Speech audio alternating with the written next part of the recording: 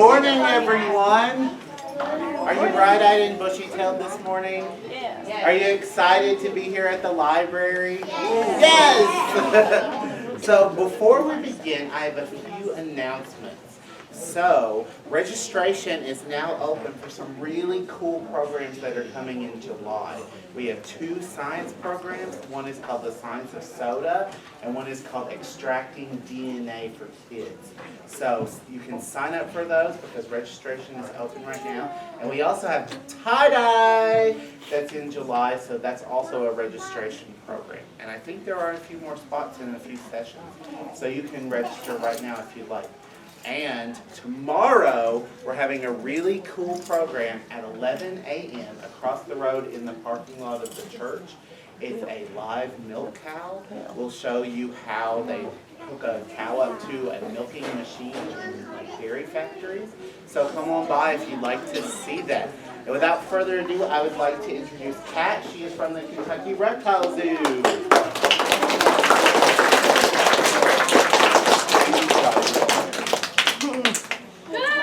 Everybody.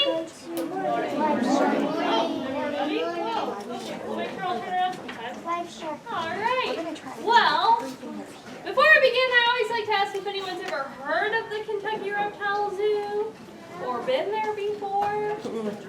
Yeah, usually fewer kids there. You've heard about it. Well, fantastic. Since most people don't raise their hands, I do like to point out that the Kentucky Reptile Zoo is, I think, about an hour to an hour and a half from here, so not too terribly far. If you've ever gone hiking at Natural Bridge, we're right next to that. So if you ever head out towards the Red River Gorge and Natural Bridge for a day, you can stop by and see us. And I have a lot of things at the zoo that I can't really take to places where there are a lot of people. So if you wanted to see the things that didn't fit in my car, like the 12-foot king cobra, doesn't ride very well in the car, or a 9-foot black mamba, gaboon vipers get a little cranky after a while, things like that. So if you want to see venomous snakes, I recommend that you come check out the zoo. We have a bunch of venomous snakes, not because we're crazy, although that's debatable. It's that we extract venom for medicine. So we actually, it's not like what you'll see tomorrow with the cow, it's a little bit different, but we do extract, or some people say milk venom, because you can make regular old medicines out of snake venom. Isn't that cool? Would you ever look at a snake and be like, oh, that could help me out if I go to the hospital? Now you usually think he'll put me in the hospital. So yeah, there's a lot of cool things the snakes can do. But I'll talk more about that as I go along, because I'm sure you're not here to watch me stand here and talk. You're here to see live animals, aren't you? Yeah. Yes. Do you want to see some live animals? Yeah. Okay. Well, kind of like in school, there are a few things that I ask people to do. Wherever you're sitting, I ask that you stay there. If you come towards me, there's no bathroom, I don't know where anything is, so all I can tell you is like, that's a fireplace, and I have to get out of your way. So if you guys maintain this nice line, that's good. Also, if you can't hear me, it's best if you stay quiet, then it's a little bit easier. I'm trying to talk, but I'm having a lot of congestion echoing back through my head, so if I'm not loud enough, just let me know. It's just because it sounds really loud inside my own head. And if you have any questions, I ask that you hang on to the end of the show. That way I'll have more time to answer your question, and I'll get all the way through and not run out of time, because the biggest animal's in the last box, so I want you all to have time to see that one. And now I've got you thinking. All right, so let's begin.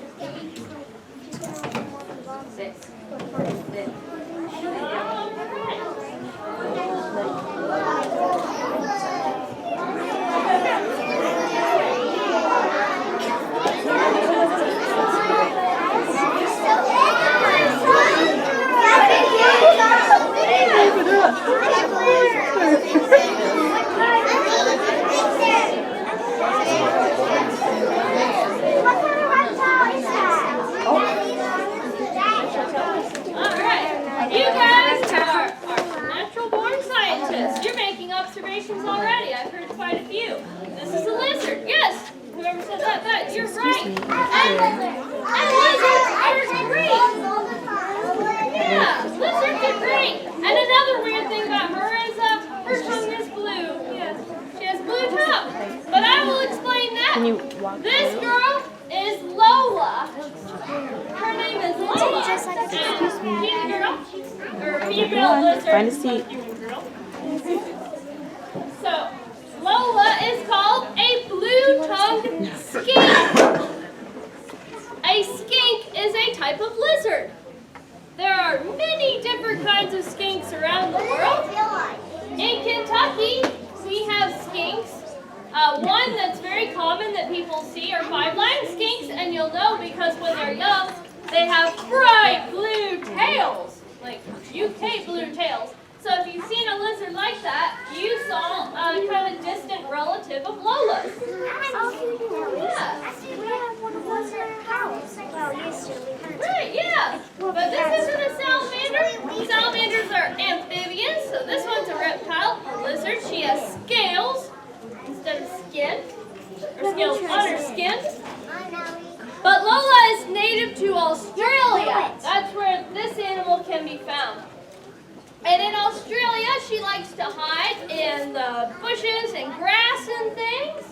And she's got this nice brown pattern that also looks like dried grass and bushes. Can anyone tell me what it's called when you match your habitat? Yeah. Camouflage, yes. She has camouflage. So when she crawls into the bushes like that, it's really hard to see her because she matches those bushes and things. She lives in really dry, prairie-like areas. So what she does is she hides in the bushes, and she likes to eat bugs. That's one of her favorite things to do. I don't know what you had for breakfast, but Lola really likes vegetables, and she likes grasshoppers and other little insects and things. Those are her favorite things. But she has to hide because she's got a little bit of a problem. Unfortunately, Lola is shaped like a sausage.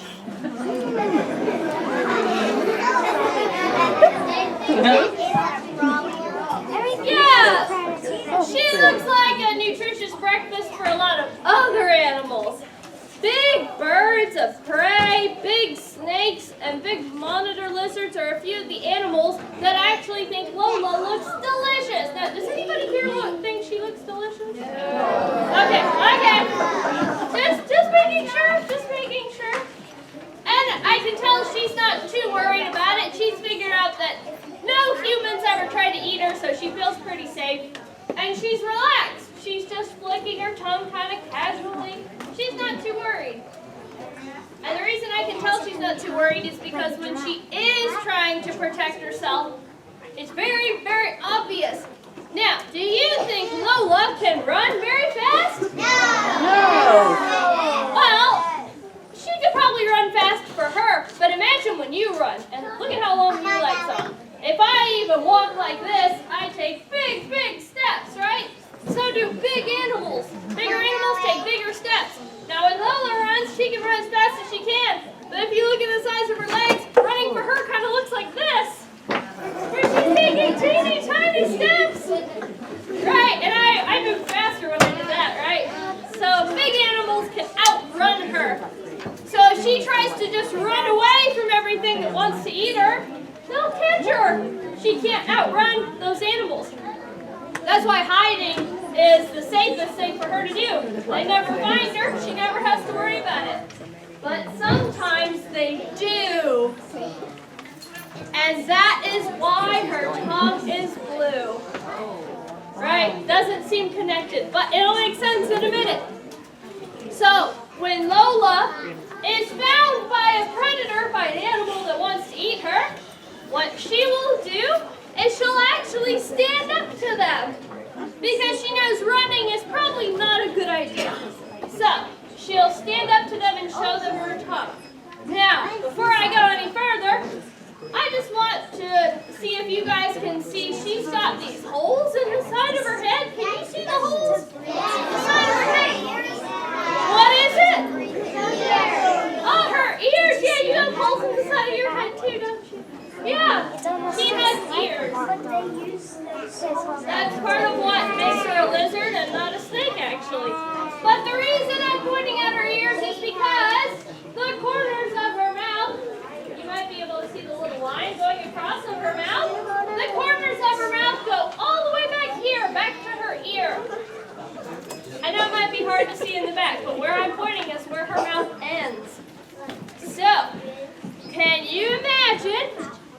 your mouth could open all the way back to your ears, how big would your mouth be?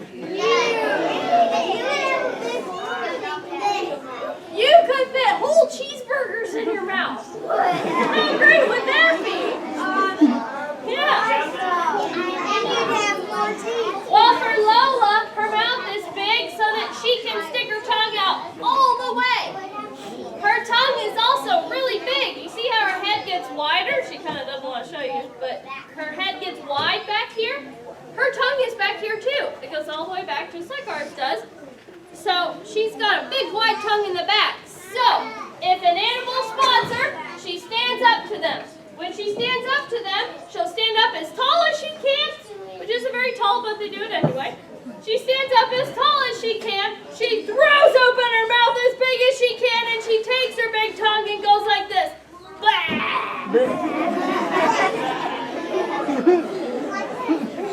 Yeah, just like that. That is a good blue-tongued skink defense. Now your tongue just needs to be a funny color, and then it'll really work. Yeah, she'll stick out her tongue, and she'll wave it like a big blue flag. And I noticed you guys laughed at me when I did that. Was that silly? Yes. Now, if my tongue were purple, would it be sillier? Yes. What color is my tongue? What about yours? Is it the same? Okay, we all have the same color tongue. So we can agree pinkish red is normal, right? That's a usual color for a tongue. Has your tongue ever turned blue? Okay. Popsicles excluded. Has your tongue ever turned blue? On the tongue? Oh, okay. You got me there. There's always an exception or blue food to eat. But in the wild, other animals think it's silly too. But silly might be a bad thing. They don't know why her tongue is blue. When she does that, they think she's trying to tell them something very important. They think that going blah means, I'm dangerous, don't eat me. They think that she's venomous or poisonous, right? A lot of bright colored animals usually have venom, like your monarch butterflies and your coral snakes and things like that. They're bright as a warning. So they think she's a warning, but she has no toxins in her body. She's harmless. So she's doing this to trick them. She makes them think that she's dangerous, or they might think that she's sick, and if she's sick, she'll get them sick, and then their tongue will turn blue, and it'll be terrible. Where do you go when you get sick? The doctor. The hospital. Have you ever seen a blue-tongued skink in the waiting room? No. Do wild animals go to the doctor? They don't. So getting sick is not good if you live in the wild because you can't go to the hospital, right? It could be really bad. So they don't want to get sick, and they don't want to get attacked by a dangerous, venomous lizard like she's pretending to be. So they don't eat her. When she goes blah, they wait and go, oh, hold on, wait, maybe she's not safe. It's better if they wait, right? If they take a chance and eat her and they're wrong, they don't want that to be their last meal. That wouldn't be fun. They want to keep eating and living. So they wait. And when they wait, what do you do when you wait? Do you do this? No. Do you do this? You stand still usually when you wait. So standing still means you're not attacking blue-tongued skinks, you're not eating anybody, you're sitting still. And when you're sitting still and you're not eating somebody, that takes up time. So what Lola does when she goes blah is she buys herself some time. She makes her predator stop. And what do you think she can do with her extra time? Run! Yeah! So if somebody's chasing you and you go, wait, and you make them stop, then if they stop, you can get away faster. So she gives herself an extra moment so that if she does run away, they can't catch her. That's a nice trick, isn't it? It's pretty good if you're shaped like a sausage and you can't run fast. So that's called a flash color because normally with her mouth shut, she looks like a regular camouflage lizard. And then she sticks her tongue out and, oh my goodness, it's blue. And it makes you hang on and wait a second. And that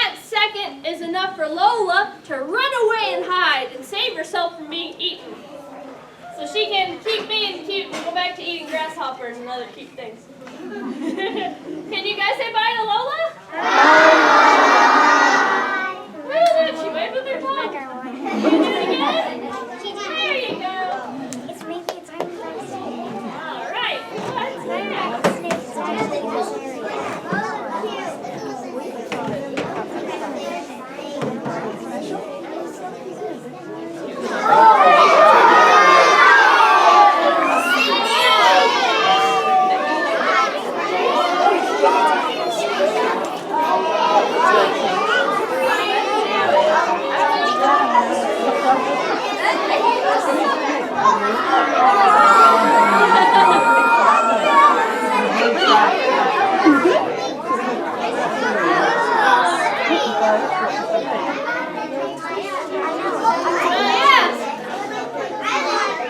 As it turns out, yes, I do have snakes with me today. Has anyone ever seen this kind of snake before? A lot of people keep this kind of snake as a pet. So this snake, oops, got my ring. This snake is called a corn snake. Yeah, this is a corn snake. And her name is Cinnamon.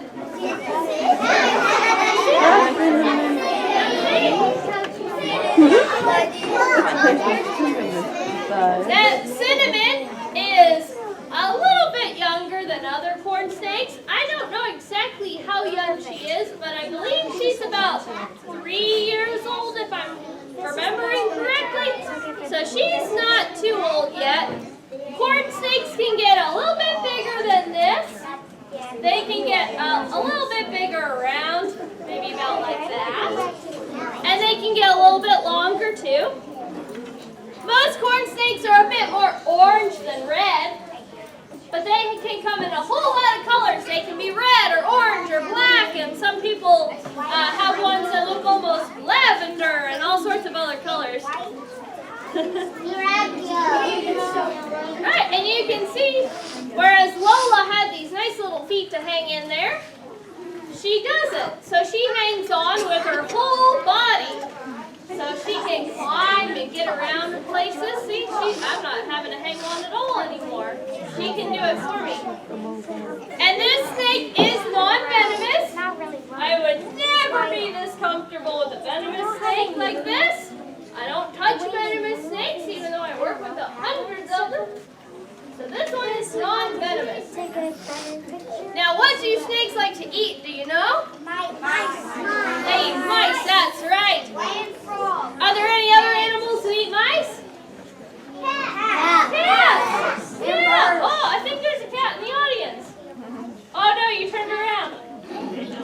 That's a cat mask, isn't it? Oh, you're not a cat, are you? Oh, okay, I get it. Okay.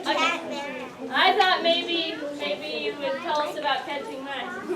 But cats can catch mice, can't they? And when we watch cartoons like Tom and Jerry, we see Tom chase Jerry around, right? But Jerry usually has this really nice idea where he has this little hole in the wall and he runs into it, right? What happens to Tom when he does that?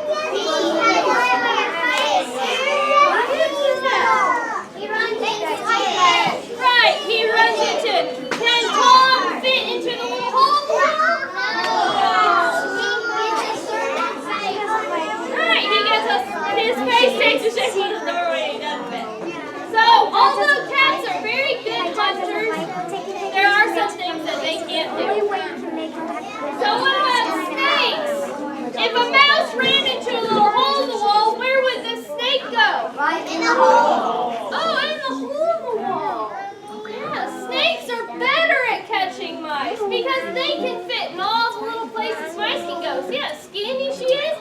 So if she's running after a mouse that's that little, she can fit everywhere the mouse goes.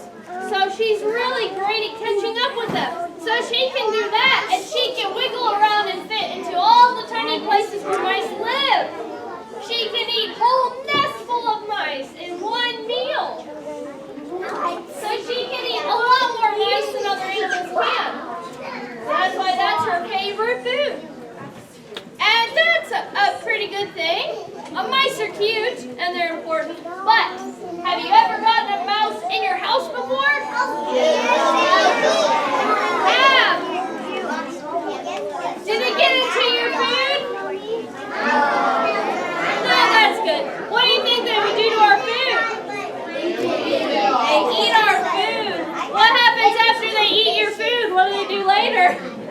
They take it. Much later, though, they use the bathroom, don't they? They leave a mess. They leave droppings behind. They chew our food on farms. They chew up crops. They do a lot of damage. So if you have one mouse in your house, that's okay, right? Are you okay with one mouse in your house? Not even one. So if I asked you if you were okay with 1,000 mice in your house? No! That's really not okay. Okay. Oh, well, you are a big exception, I think. Most people don't want 1,000,000 mice in their house. So that's why it's important that we have animals that can help keep those numbers down. So if Cinnamon eats some of those mice, you won't end up with 1,000,000, and then you won't get 1,000,000 in your house like that, or even 1,000. So that's why snakes are so important. Although mice are important too, we don't need too many mice. I'm sure you don't want too many snakes either, right? Right. So there's a balance. We need everything, but in the right amount. So that there are not too many mice, we need to have snakes. We can't get rid of snakes completely, because then we'll get so many mice, we don't know what to do. And then there could be a lot of problems with that. Would you want to be cleaning up after mice all day long in your house like that? That'd be terrible. Nobody likes to clean all the time. So that's why snakes are important. So, if you see a snake outside, what should you do? Run. Run? You can stay close to that person. You leave them alone. Yeah.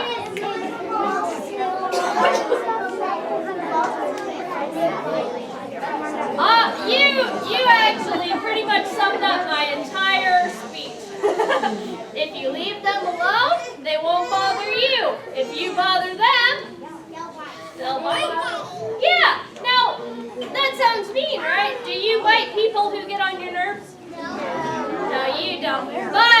But you have a lot more than just your mouth, right? She's a good climber. I'm not a very good tree, though. Right, so, is anyone here afraid of snakes? No.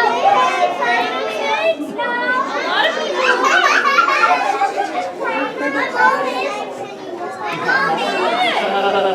Yeah, a lot of people are afraid of snakes. But do you believe that snakes are afraid of you? Right, yeah, people say that over and over, don't they? But let's think about why. When you see a snake outside, do snakes go like this and fly through the air? No. Do snakes go through the forest like this? No, what do? They slither. They slither, and you can't slither through the air, can you? No. Where do you have to slither? On the ground. To the ground. Okay, well you guys are on the ground. Do I look very tall back here? No. And that would be accurate. How about if I get closer? Do I look bigger now? Yeah. Now I'm a giant, even though you guys are all my height, I'm sure. Yeah, I look bigger when I do this. So when you find snakes on the ground and you walk up to them, it looks just like this. You look like a giant. Even a 20-foot python lays on the ground, right? Get out of my shirt. So even a great big python lays on the ground. So if you walk up to the great big python, they still look up at you and go, wow, you're really big. They don't know that you're smaller. You look big. So when you pick up a snake like that, they think you're a big, scary giant. And usually, if you're bigger, are you the one eating the other animal, or are you getting eaten? Bigger animals are the ones that eat smaller ones, right? Usually. So snakes think we want to eat them. Do you want to eat her? No. Can you tell her that she understands you? No. She can't understand. She can't hear us. She doesn't have ears. She doesn't speak English. It doesn't work. Can snakes tell us they're scared? How do snakes talk? They talk, right?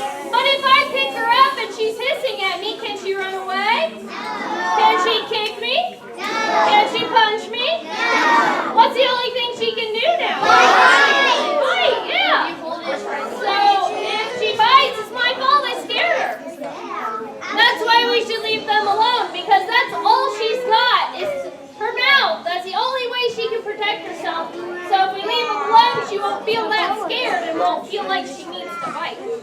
Pretty easy, right? Why is she not biting you? Oh, well, she has been raised by people. She's grown up with people, and she's never been eaten by a person. So just like Lola, she's kind of figured out people don't eat her. Now, if I suddenly go, ha, and try to eat her, she'll bite me. All right, I think she wants to go back and hide somewhere, huh? Do you want to say bye to Cinnamon? You can hide in the box, not my shirt.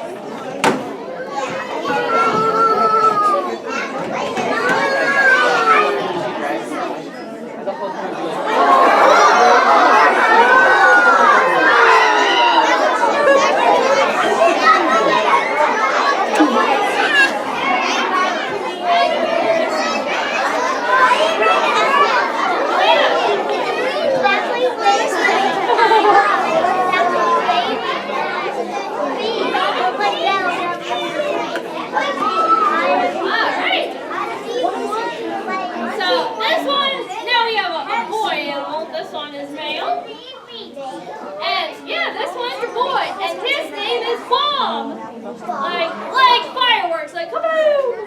Because he's round and brave. Somebody else named him. So, Bob is a tortoise. A tortoise.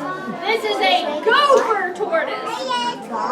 Right? You know about gophers, right? They're those little rodents. Well, this is not a gopher.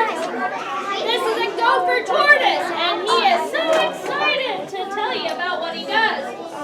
Right, what do gophers like to do? Hide. How do they hide? Okay. They dig holes. So if a gopher digs holes, what do you think a gopher tortoise does? Dig holes. They dig holes, that's right. And he's showing you how. See that? So what he does is he's got flat front feet. See how flat his feet are? If he holds them still. He's waving at us. Yeah, and he's very good at waving. So he's showing you that he can wiggle his feet like this, and his feet are flat, so they're like shovels. So he uses his feet to shovel in the ground. He's even got mud stuck to his foot, so you can tell he was digging yesterday. So he digs big holes in the ground that he can hide in, just like a gopher. The holes he digs can be 30 feet long. So he likes to dig big long holes, hide in them. Do you know what tortoises eat? They eat grass. Yeah, greens and grass and shrubs. And he likes salad. Yeah, leaves. So he'll eat lots of grass and hide in the hole. If he runs out of grass, he can't live there anymore. He actually moves and makes another house. So he actually will just dig a hole, eat everything, and move over and over and over. This guy can dig holes all his life, and they can live almost 60 years. Do you want to dig for 60 years? Yeah. Oh, that sounds great for someone. That's what he does. But he's actually very helpful. Other animals live in holes too, right? What animals live in holes? Groundhogs. What else? Snakes. What else? A rabbit. Foxes. Small mammals. Yeah. Rabbits.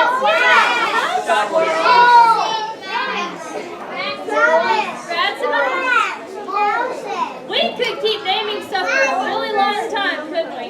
A lot of animals live in holes, so when gopher tortoises dig holes, those other animals can hide in those holes. So he builds houses for other animals. So he's actually really, really important. If we run out of gopher tortoises, if they go extinct, what happens to their holes? Are there new holes? No, we run out of those too. And if we run out of those, all those animals need a new place to hide, and it's harder for them to hide.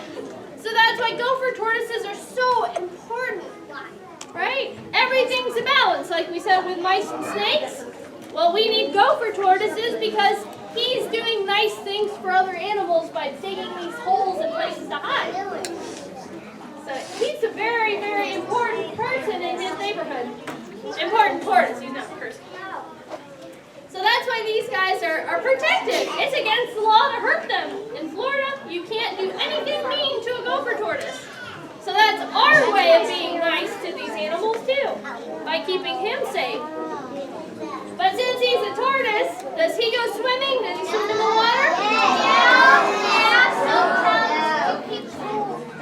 He can go to the water and drink, and I'm sure it kind of helps him keep cool. But if I threw him in the pool, he can't swim very well. They swim in creeks and ocean water. They can't go in deep water. They'll get stuck. Do you see his feet back here? His feet look like an elephant's foot. He's got elephant feet. Do elephants have tiny little feet or big feet? Big feet. Why? Why do they have big feet? Because they're big animals. Because they're big, right? What would happen to an elephant with toothpicks for legs? And fall down, right? Well, same thing with the tortoise. They need big feet too, right? Because he's got this right here. Can tortoises take off their shell? No, they can't. So he has to be strong to carry his shell everywhere he goes. He can't take it off and take a break because his shell is his back. Yeah. Do you have a backbone? If you feel right there, you've got a backbone. He does too. His is stuck to the inside of his shell. It's attached to his shell. So imagine if you had a big flat bone just stuck to your back like that. That's what he's got. So this is his back. This is his body. So he's got to be strong because he's got a big heavy body. So that's why tortoises don't work while swimming. Their feet are round and big so that they can lift their body, not paddle around through the water. That's why you find them on land. So if you ever see a gopher tortoise on land, that's good. You don't want to throw them in the ocean, they'll get stuck. They can't dig holes in the ocean, that doesn't work. Can you guys say bye to Mom? Breathe away.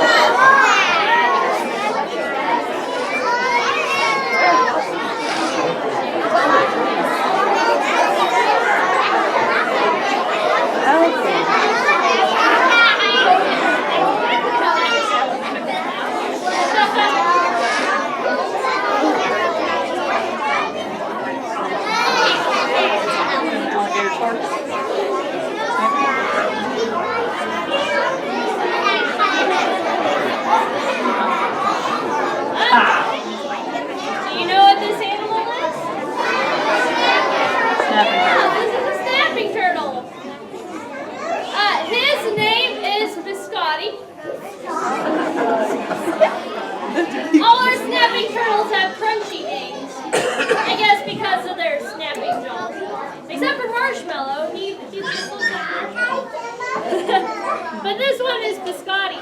So this guy is called an alligator snapping turtle. He's called that because, do you know how alligators have those ridges down their back? He does too. He's got ridges down his back there. So where do snapping turtles live? In water, that's right. Any type of water. So if they live in water, what do you think they eat? Fish. They eat fish, that's right. And this is actually how they eat fish.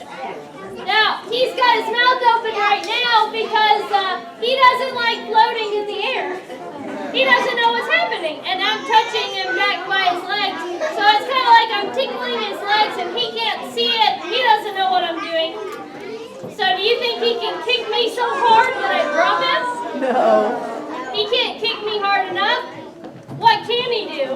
Right. If I try to eat him, his mouth is open and he's ready to protect himself and run away from me. He'll just go boop and then run away. So I'm not going to kiss him on the nose. But with his mouth big and open, I don't know how far back people can see, but he actually has a pink spot in the bottom of his mouth. So what these guys do, see that pink spot down there? What they do in the water is this. They sit with their mouth open. And when they sit like that, they have a pink spot attached to the top of their tongue. It is their tongue. They've just got more of it there. And it's bright pink. Can you see a pink spot behind it? Yeah, okay, good. So that's his tongue, part of his tongue. And it looks just like a worm. So what he does is he sits really still and hides. And you see he's really bumpy. He's actually got so much algae on him you can't quite see a shell. See, it's actually coming off. So he's got a bunch of algae all over him and he's bumpy and he looks like rocks and seaweed and stuff that lives at the bottom of ponds. Whoops, sorry, I tickled you. And then what he does is he sits really still and hides in the rocks. He's trying. And he wiggles that pink part of his tongue. So he wiggles it the way a worm moves. And fish don't know that there's a turtle there. They think it's just a worm. So fish actually swim right into his mouth. What do you think he does then? Yep, he just snaps his mouth shut and he's got him. So he's a fisherman. He's a very good fisherman. So that's how these guys find their food. Now, this one is very small and young. I think he's about 7 years old, 6 or 7, I believe. He's still very little. This turtle can get pretty big. Alligator snappers can get a few feet in length, and they can weigh easily over 200 pounds. Right, this is going to be a workout later on. So they can get big, pretty big. And people will find them. Oh yeah, he doesn't like being tickled in his legs. So these guys are usually seen crossing the road sometimes, and you might see the other kind of snapping turtle outside, the common snapper. They get pretty big too, and they look a lot like that. And you'll see them crossing the street. That's just so they can find a pond, a better pond to live in. If the water dries up, they can move to a bigger pond. And if they need to lay their eggs, like there's a female laying eggs, girl who's pregnant, she can go lay her eggs in a nice deep pond, a place that's safe. So they'll move around to find that pond, and sometimes they'll cross the road. Are you supposed to cross the road by yourself? No. I would tell you they do it, but it's not always safe. It's hard to kind of look for cars when you're this tall. So when people see them crossing the road, sometimes they want to help them. But there's a big problem with trying to handle a snapping turtle. And you see it right there, right? You notice how I'm not going to touch his head? And I'm holding him all the way back here. This is important to know. If you ever see someone picking up a snapping turtle, you can tell them this. Now you should treat snapping turtles like snakes, right? So you should do what? Leave them alone. And this is mostly for your benefit. Because I can't touch him on his sides. I can't really put my hand farther out than there. I can't touch his front feet. Now with an alligator snapper, sometimes people touch the back here to lift their shell up. But the snapping turtle that lives out here in Kentucky has a longer neck. Can you reach the middle of your back with your mouth? I can't. I try every time. No.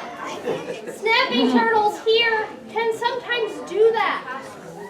They have really long necks. So if you touch them back here or on the middle of their back, sometimes if they're scared, they can flip their head backwards and try to say, go away, and get you away. So if you pick them up on their sides, they might be able to reach. It's hard because you can't tell them you're trying to help. So if they're scared and try to someone do that to a snapper, you can say, watch out!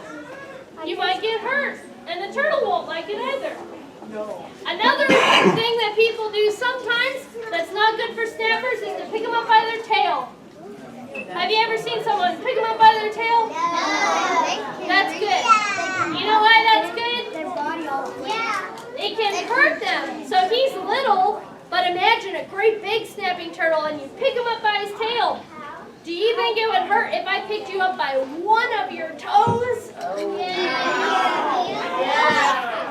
kind of hurts. Right? So that's like picking him up by a toe. His tail is little and his body's big and heavy, so it could really hurt. It could actually hurt him right there because his shell's attached to his tail there, and they could break the two apart. That would really hurt. So it's good that if you handle a snapping turtle, you have to be trained and know what you're doing, like a zookeeper. Otherwise, it's best to leave them alone or let an adult handle it, and they can call animal control or us or someone who can help them out, because even though you're trying to help the snapping turtle, if he's scared, it might be really hard to do. Can you guys say bye to Miss Scotty?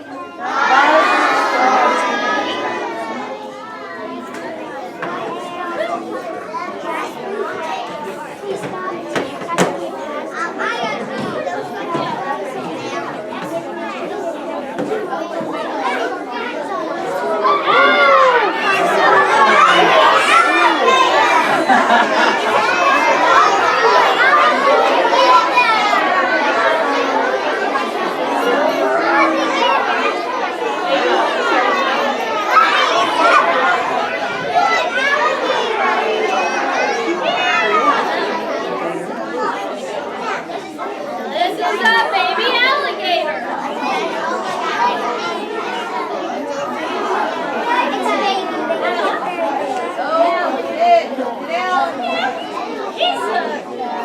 He's kind of shy. Oh, excuse me. Oh, you can't touch him. He's got germs. I don't want you to get messy. Because my hands are messy too now. I did it. Alrighty. So this guy's name is Spree. Like the candy. Yes, or a shopping spree like that. And he is a baby alligator. So these guys are found in the southeastern United States. They don't live in Kentucky, not naturally. So these guys will be found in places like Florida, or southern Georgia, or southern Mississippi, Louisiana, South Carolina, places like that. These guys live in a lot of the same places as the last one, as the snapping turtle. So, where do you think alligators like to live? In water. They live in water. Yeah, so what do they eat mostly? Oh yeah. You're both right. They do eat fish, but they do eat eggs. They'll eat anything that looks good to them, really. They're not picky eaters at all. So they're right. They eat everything they get their insects. That's right. And they're really good swimmers. They're really good swimmers, mostly because they've got a really big tail. So you see how his tail's kind of punchy right here? His tail gets bigger and then it gets flat. So this helps him to push himself along when he swims. Yeah, and his feet are webbed too, see that? Whee! So when he swims, he actually does this. He does that. He's not doing it with his back foot, but he puts all of his feet on his side and he snakes through the water like that. Yeah, he basically does this through the water. So they're really good at swimming, but they come up on land to lay their eggs. So when there is a female gator, a girl gator laying her eggs, she builds a nest like a bird does. But her nest isn't up in the trees, it's a big pile of dirt on the ground. And when all the eggs hatch, they all make a noise. They let her know. So baby alligators actually have a cute little noise that they make. And I am kind of good at making that noise. So the noise they make sounds a lot like Like that. It's cuter when a gator does it. And they all go, when they're ready to come out of their eggs. They make that noise inside the egg. And then the mom helps them get out. So they all hatch. If any of them are stuck inside their egg, mom can actually break the egg with their teeth. And it doesn't look like gators usually do when they bam and shut their mouth. They can actually really just tear them open. So gators are really good moms. And they stay with their babies for about 3 years. That's a long time in the animal world. I know we stay usually about 18 years. But out in the wild, 3 is a pretty good long time. So this guy, oh, he actually made the noise on his own. So this guy would still be with his mom out in the wild. So if he lives in a zoo, his moms are us, our zookeepers. And he's actually going to stay in the zoo all his life. And he can be trained. So alligators are really smart. Do you train your dog how to do tricks? Alligators can learn to do things too. He can actually learn to sit and stay and be careful. We can teach him to go. If we say, go to the fireplace, he can learn how to go to the fireplace. And if we need to make him sit on the fireplace, we'll tell him how to do that. So he can learn all sorts of stuff that makes it easier for us to move him. Because when he grows up, he'll be big. You know how big gators get?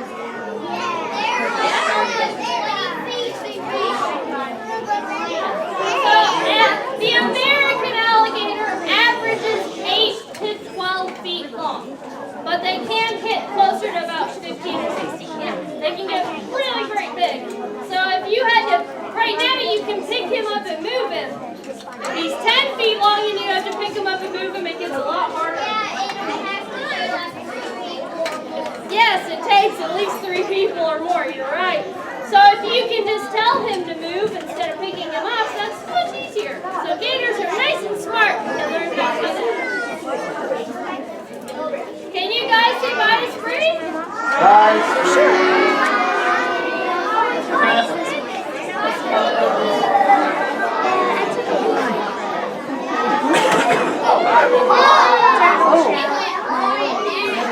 You know how toddlers get mad for temper tantrums? That's what he does too. The snake showed up too. There you go.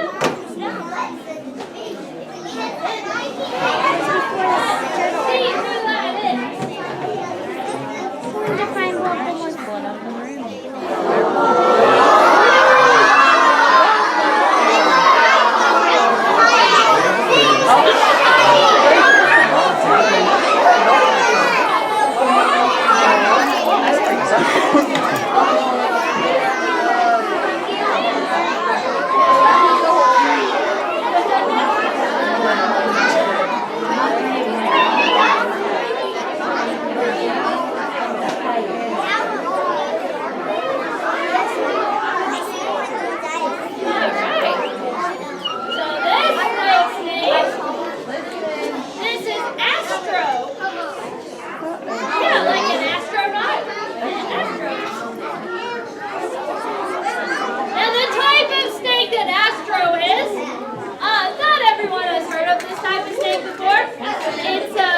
It's called a Dumeril's ground boa. So that just means the type of snake it is a boa.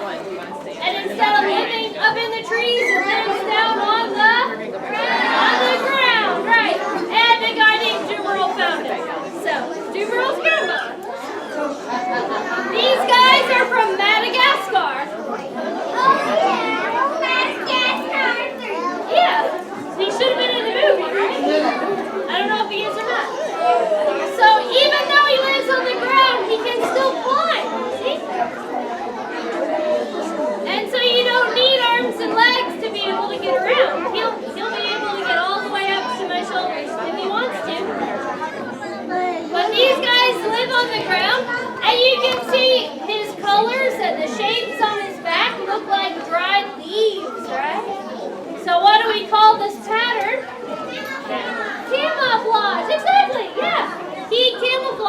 to the dried leaves on the ground. So what he does, just like the snapping turtle, except he doesn't have to open his mouth, he'll hide in the leaves and he'll stay really still and hide so that nobody knows he's there. And if something that looks like food to him goes crawling by, so what do snakes eat? Yeah, they eat mice and rats, so he'll eat whatever big rodent lives in Madagascar. And whenever that animal crawls too close to him and doesn't see him there, all of a sudden he jumps out and grabs it. But he can't do this, right? He has to take his mouth and jump out and grab it. Now this snake isn't venomous either. So he has to hang on to his food, right? Do you know what that's called? There's one animal, then there's a poem about it. It says, I'm being eaten by a boa constrictor. Yeah, a constrictor, that's any non-venomous snake that constrict by wrapping. It doesn't look like this. This is, I'm trying to hang on to you, you're moving, it's really hard. So he's trying to climb on me, and I won't stop wiggling. So these guys will wrap around their food nice and tight. They'll wrap around and around and around and they'll squeeze. And they'll have the head. Yeah, so they grab it with their mouth and wrap around it and squeeze and hang on. Now when they eat their food, all snakes have to swallow it whole. Do you guys chew your food? That's a good idea. Right, swallowing food whole is kind of uncomfortable for people, okay? Because we can chew. But snakes have to do it. How big are your mouths? I saw earlier, but I forgot. How big are your mouths? Okay, that's pretty big. But snakes can open their mouths even bigger. Now, how did you open your mouth? You took this part and pushed it down, right? You can't go like that, right? You just take your mouth and go plop and drop it down. That's how you open your mouth. So imagine if this is your chin, right? This part is this. When you open your mouth, you go whoop and you open it down like this. When snakes open their mouths, it's fairly different. They have two bones, so instead of one that goes all the way around, they have two like this, and they can spread apart. So whereas you go like this, when a snake opens its mouth, it takes their mouth, opens it, spreads it apart, and pops it out like this. So then you go, wow, and open their mouth great big.